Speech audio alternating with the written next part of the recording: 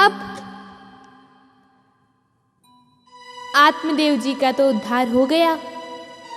हरिद्वार में दशम स्कंद का पाठ करते हुए अपने शरीर को त्याग दिया। अब बच गई धुंधली। एक दिन धुंधकारी मां के सामने आ खड़ा हुआ, कहा, कौ वित्तम तिष्ठति, कहां गड़ा के रखा है काला धन? भैया, आपने अपने जीवन में कुछ तो धन संचय करके रखा होगा ना माताश्री, कहां गड़ा के रखा है? पिताजी तो मोक्ष को प्राप्त हो गए, कुछ तो गड़ा के रखा होगा, दो। यदि नहीं दोगी तो निश्चय लगते या लात का प्रहार करूंगा। धुंधली धुंधकारी के अत्याचारों से परेशान हो गई। अंत में उसने एक दिन जाकर कुएं में छलांग लगा ली, आत्महत्या कर ली। बोल बांके बिहारी लाल की जय।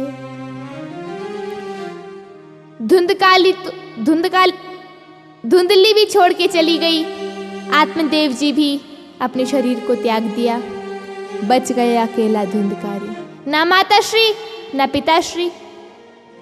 मनमानी करने लगा, 5 वैश्याओं को घर लेके आ गया। अब रखा हुआ धन भला कब तक चलेगा? जिंदगी भर तो चल नहीं सकता ना रखा हुआ धन।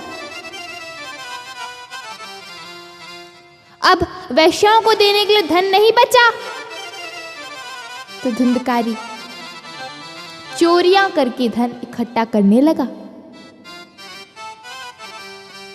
वैश्याओं ने एक दिन सोचा, ये चोरी करके धन संचय करता है और हमें दे देता है। सिपाही आएंगे, इसे तो ले ही जाएंगे, साथ साथ हमें भी लेके चले जाएंगे। एक दिन पांचों ने विचार किया, इसके हाथ पैर पकड़ा जाए और इसके मुंह में जलते हुए अंगारे डाल दिया जाए। दो ने हाथ पकड़े, दो ने पैर पकड़े, एक ने लाई गरम गरम कोयला और मुंह में डाल दी। धुंधकारी की अकाल मृत्यु हो गई। वैश्याएं जितना धन उसने चोरी करके संचय करके रखा था, पूरा धन को समेटा और 9 तो 11 हो गए। अब धुंधकारी की अकाल मृत्यु हो गई। धुंधकारी प्रेत बन गया।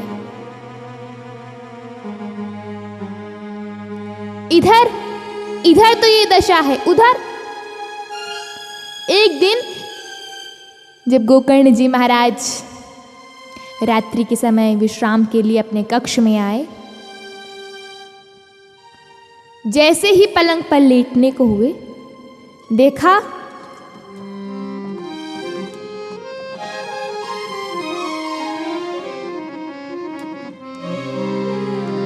सकृन्मेषः सकृद्हस्ति सकृश्च महिषो भवत्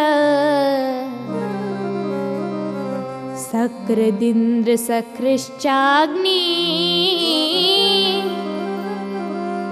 पुनश्च पुरुषो भवत्।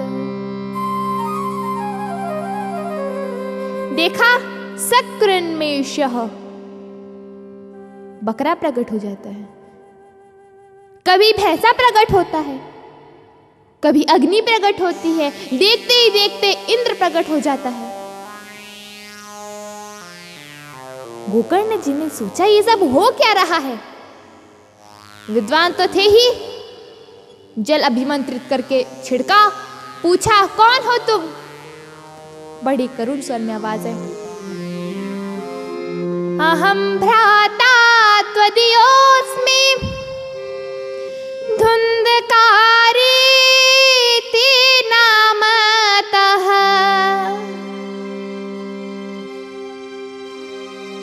अहम भ्राता त्वदीयोऽस्मि धुंधकारीति नामतः। स्वकीय नैव दोषेण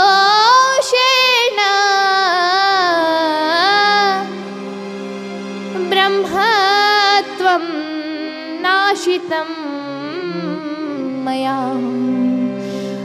अहं भ्राता त्वदीयोऽस्मि, मैं तुम्हारा भाई हूँ। धुंधकारी इति नामतः, धुंधकारी है मेरा नाम। मैं अपने कर्मों के अनुसार मैंने ऐसे कुछ कर्म किए थे कि मुझे प्रेत योनि मिली। हे भ्राताश्री, मुझे इस प्रेत योनि से मुक्ति दिलाइए। गोकर्ण जी को दया आ गई। भगवान सूर्य नारायण की कृपा हुई, आकाशवाणी हुई, गोकर्ण श्रीमद् भागवत कथा श्रवण से ही इस प्रेत को मुक्ति मिल सकती है। अतः तुम श्रीमद् भागवत कथा इस प्रेत को सुनाओ। गोकर्ण जी विद्वान तो थे ही। आसन लगाया, 7 गांठ का बांस स्थापित किया और श्रीमद् भागवत महापुराण वाचने लगे। प्रथम दिवस विश्राम में प्रथम गांठ फूटी, द्वितीय दिवस विश्राम में द्वितीय गांठ फूटी, तृतीय दिवस विश्राम में तृतीय गांठ फूटी। करते करते 7 गांठ फट गई। धुंधकारी प्रेत मुक्त हो गया। यहां एक प्रश्न होता है, धुंधकारी चतुर्भुज रूप में प्रकट हो गया था, परंतु उसके लिए विमान क्यों आया? यही प्रश्न होता है ना। कथा तो हम सभी सुनते हैं, परंतु हम लोग गुनते नहीं। धुंधकारी प्रेत ने कथा सुनी और गुनी, इसीलिए उसको मुक्ति मिल गई। हम लोग कथा सुनते तो जरूर है, लेकिन इस कान से डालते हैं और इस कान से निकाल देते हैं। हम गुन ही नहीं पाते कथा को, क्योंकि हमारा ध्यान नहीं रहता ना कथा सुनने में। हमारी कुछ माताएं बहनें, अभी ठंड का समय चालू हो गया है तो स्वेटर बुनने के लिए लेके आ जाती है ऊन और वो सुई। कथा सुन रहे हैं, ऐसा ऐसा करते जा रहे हैं, और जहां बोला बोल मां के बिहारी लाल की जय कर देते। हमारे कुछ भक्तजन सोचते हैं अब घर में तो बैठना ही है, चलो पास में ही नजदीक में कथा हो रही है, सो घर में तो बैठते ही, चलो मंडप में ही जाके बैठेंगे। हमारे कुछ भैया लोग व्हाट्सएप और फेसबुक में चैटिंग करने के लिए आ जाते हैं कि घर में भी तो करते हैं, चलो मंडप में चल के ही करेंगे ना। कथा हम सभी लोग सुनते लेकिन गुनते नहीं है, क्योंकि ध्यान ही नहीं रहता तो कहां से गुनेंगे। आप लोग कथा सुनिए ध्यान से और उसे गुनिए, आपके लिए भी विमान आएगा। मुझे आपको एक छोटा सा दृष्टांत दूं। एक मूर्तिकार ने बड़ी सुंदर 2 मूर्तियां बनाई और सभा में सबके बीच में रख दिया और ऐलान किया, ये 2 मूर्तियां हैं, इनमें से एक की कीमत 500 रुपये है और एक की कीमत 1 लाख रुपए है। एक व्यक्ति आया, उसने कहा, अच्छा तो इसमें से 500 की कौन सी है और 1000 की कौन सी है? उसने कहा, ये तो आपको बताना है। वो आया, ऐसा मूर्ति पलट पलट के देखा, उसे लगा शायद कुछ आकार में अंतर, आकार में भी अंतर नहीं, नाक में अंतर, एक का छेद बंद होगा एक का छेद चालू होगा, कान में देखा, कान भी देखा, आंख देखा तो आंख भी खुली खुली थी, गला देखा, गला भी बराबर था। हाथ पांव देखिए, किसी की किसी की उंगली छोटी, किसी की उंगली बड़ी होगी तो हाथ भी बराबर। पैर को देखा कि 5 उंगली, कभी इसने शायद 4 उंगली बना दी होगी, ऐसा कुछ। पैर देखा तो बराबर, अंगूठ 5 थी। अब उल्टा पलटा के देखा, बराबर दिखा। वजन नाप के देखा, शायद वजन में कुछ अंतर, वजन भी उतना ही। उसने पूछा, ऐसा तो नहीं कि एक पीतल की और एक सोने की हो, पॉलिश कर दिया हो? नहीं नहीं महाराज, दोनों शुद्ध पीतल की। सभी लोग आए, सभी ने अपना अपना मत प्रकट किया। कुछ अंतर समझना है। कई बार अखबार में भी आता है ना, कोष्ठक में दिया रहता है, ये 2 चित्र हैं, इन दोनों में 5 अंतर है, और हमें दोनों चित्र बिल्कुल बराबर दिखाई देते हैं और उसमें अंतर होते भी हैं।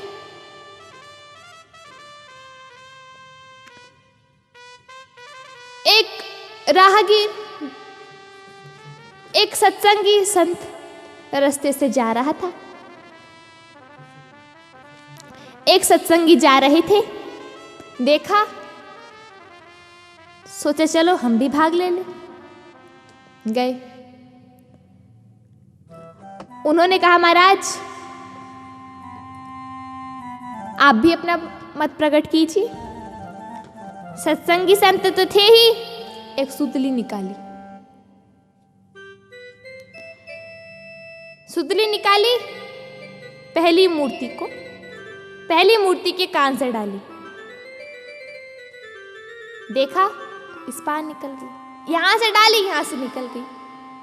कहा, ये 500 रुपए की है ना? बोले हाँ महाराज, बिल्कुल सही पहचाना, ये मूर्ति 500 रुपए की है। दूसरी वाली में डाला, दूसरी वाली को देखा, वही प्रक्रिया करी, एक कान से डाला, परंतु जब जैसे ही उस मूर्ति में सुतली डाला तो वो इस पार नहीं हुई, दूसरे कान से बाहर नहीं निकली, यहां से डाला अंदर हो गई। कहा, ये 1 लाख की है ना? बोले हाँ महाराज, बिल्कुल सही पहचाना। उस व्यक्ति ने पूछा, महाराज आपने परंतु ये पहचाना कैसे? सत्संगी महात्मा ने कहा, मैं रोज सत्संग में जानता हूं, वहां पर मैं नित्य कथा सुनता हूं। जो इस दृष्टांत का तात्पर्य क्या है, अर्थात इसका क्या है मतलब? इसका मतलब यही है, कथा सुनो, कथा गुनो। हम लोग इस कान से डालते हैं, इस कान से निकाल देते हैं। कथा को इस कान से डालो, अंदर को, तुम्हारे लिए भी विमान आएगा, परंतु हम लोग सुनते कहाँ? बोलो राधे राधे।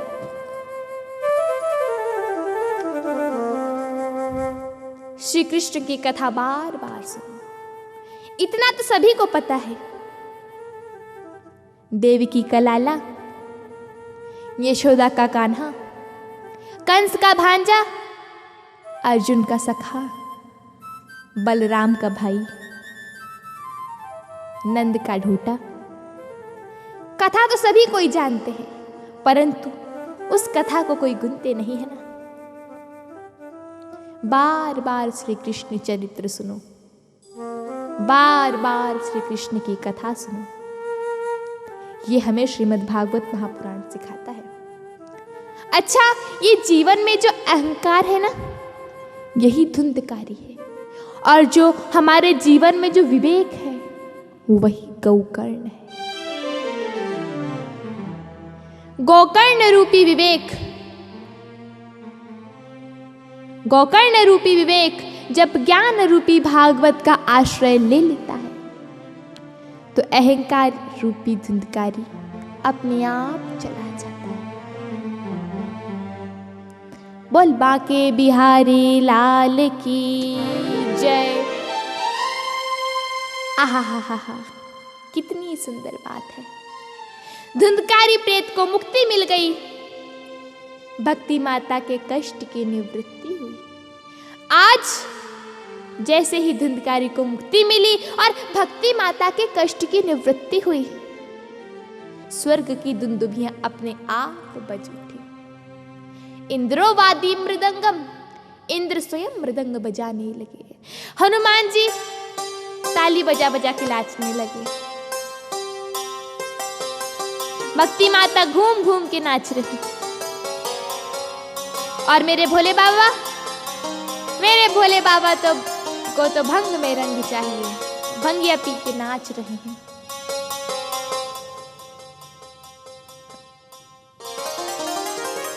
भक्ति माता के कष्ट की निवृत्ति हुई, ज्ञान वैराग्य की पुष्टि हुई, अहंकार का विनाश हुआ। मेरे गोविंद का यही साधन है, जीवन का यही सार है। जीवन का परम सार और परम लक्ष्य है श्रीमद् भागवत कथा, मेरे गोविंद की कथा। एक बात बताऊं, पहले के समय में जब बेटी का विवाह करते थे ना, तो विवाह के उपरांत एक पुण्य समझ के श्रीमद् भागवत कथा का आयोजन कराते थे, श्रीमद् भागवत कथा कराते थे और सुनते थे। एक बात बताऊं, श्रीमद् भागवत कथा सुनने का फल मालूम है कितने परसेंट है? 1%। परंतु सुनवाने का फल 100% है, 100% है। सुनने का फल 1% और सुनवाने का फल 100%। इसीलिए बार बार मेरे गोविंद की कथा कहो, बार बार मेरे गोविंद के गुणानुवाद को गाओ। आप अपने मित्रों को यहां लेके आए, श्रीमद् भागवत कथा श्री कृष्ण के चरणों से उन्हें भी जोड़े। आज कथा का प्रथम दिवस, भागवत महात्म्य, गोकर्ण उपाख्यान का रसास्वादन हम सभी ने किया। आइए अब आप सभी लोग खड़े हो जाइए और बड़े प्रेम से मेरे बांके बिहारी की आरती कीजिए। बोल बांके बिहारी लाल की जय।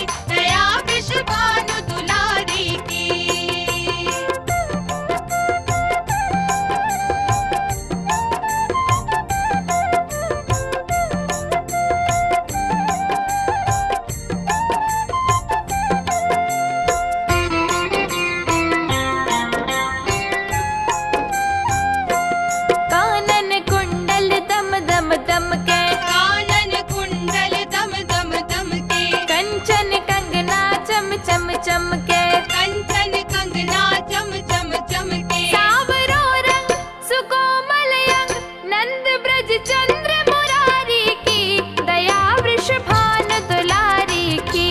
आरती बाग बिहारी की, दया वृषभान दुलारी की।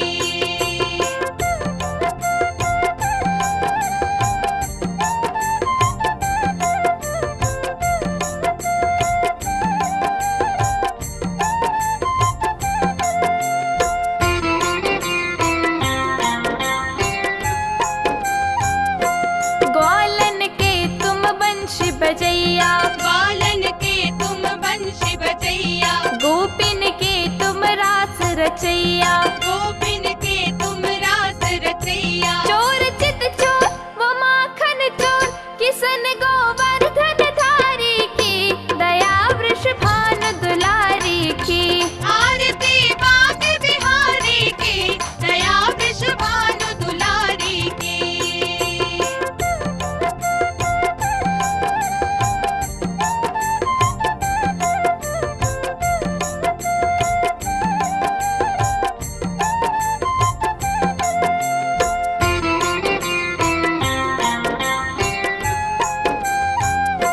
आरती जो कोई जन गावे, आरती जो कोई जन गावे, श्री गोविंद प्रेम अवश्य पावे। श्री गोविंद प्रेम अवस पावे। भजे शिव रंजन द्रवै राधा रानी, ये माया रास बिहारी की, दया वृषभान दुलारी की। आरती बाग बिहारी की, दया वृषभान दुलारी की। आरती बाग बिहारी की, दया वृषभान दुलारी की। आरती बाग बिहारी की, दया वृषभान दुलारी की। आरती बाग बिहारी की, दया वृषभान दुलारी की।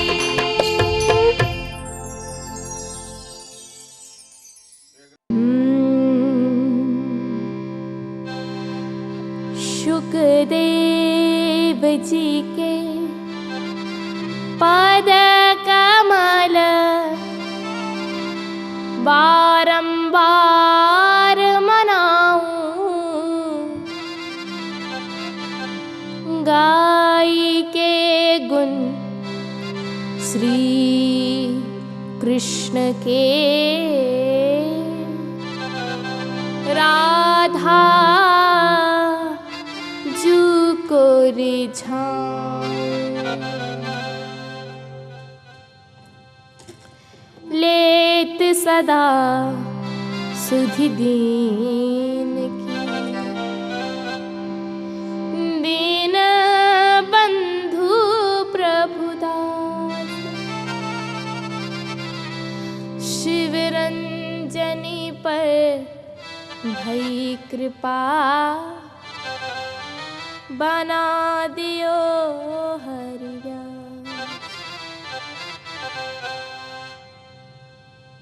पलक दूर नहीं कीजिए, हाँ पलक दूर नहीं कीजिए। शरण राखियो पास, शिव रंजन करी जोर कहे, दीजो वृंदावनवास। सुमिरन कर शुकदेव को,